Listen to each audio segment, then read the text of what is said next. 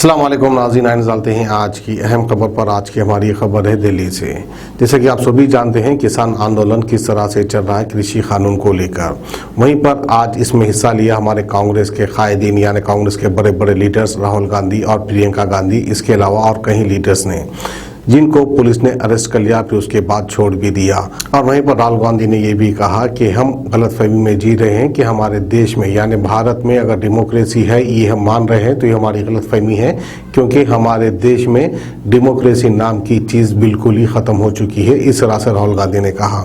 और वहीं पर कहाँ पर प्रियंका गांधी को और दूसरे कांग्रेस के लीडर्स को अरेस्ट किया, इसकी तफसीलात हम आपको सुनाएंगे हमारे दिल्ली की इंचार्ज फारिया खान की ज़बानी।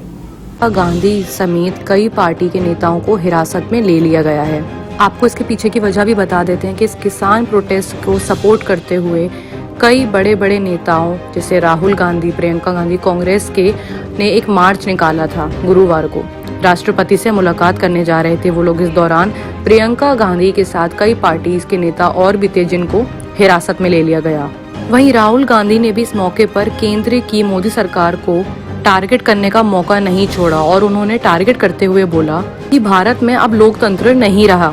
अगर आपको लगता है कि ये है तो ये अब बस आपकी कल्पनाओं में रह गया, जिसका साफ मतलब था कि लोकतंत्र नाम की कोई चीज अब भारत में बची ही नहीं है और ये सब सिर्फ हमारे ख्यालों में ही रह गया है। इतना ही नहीं, राहुल गांधी ने प्रधानमंत्री नरेंद्र मोदी पर, सरकार पर उनकी हमला करते हुए ये भी बोला कि जो लोग पीएम के खिलाफ खड़े होंगे उन्हें आतंकवादी बता दिया जाएगा, चाहे वो संघ प्रमुख मोहन भागवत ही क्यों ना हो।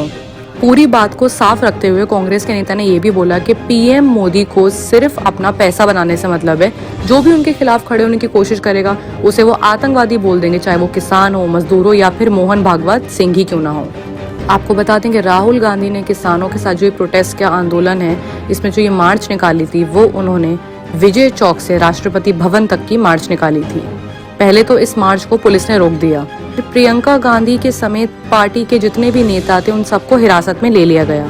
हालांकि वहीं पे अगर देखा जाए तो राहुल गांधी को और उनके साथ जो कुछ नेता थे उनको राष्ट्रपति से मिलने की इजाजत दे दी गई है। राहुल गांधी ने मीडिया के सामने ये भी बोला कि करोड़ों लोग इस प्रोटेस्ट से जुड़े हुए हैं और यही लोग देश की रीढ़ हैं।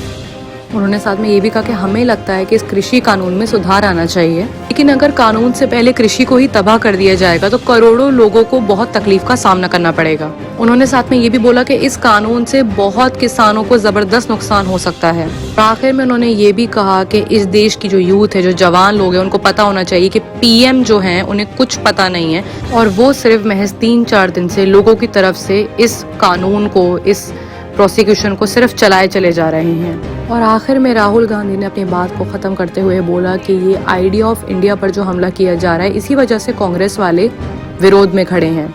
और साथ ही साथ उन्होंने ये भी कहा कि अगर प्रधानमंत्री को ये नहीं सोचना चाहिए कि ये मजदूरी किसान वापस चले जाएंगे, जब तक ये कानून वापस नहीं लिया जाएगा किसान पीछे नहीं हटेंगे।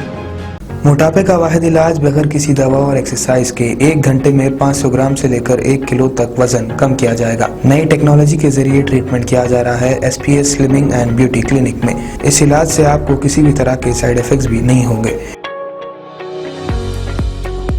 कलर इम्प्रूवमेंट, पिंपल्स और डार्क सर्कल्स के लिए भी आप आ सकते हैं SPS slimming and beauty clinic, Hyderabad, Abids beside Agarwala sweet house. Screen पर दिए गए नंबर्स पर कॉन्टैक्ट करें।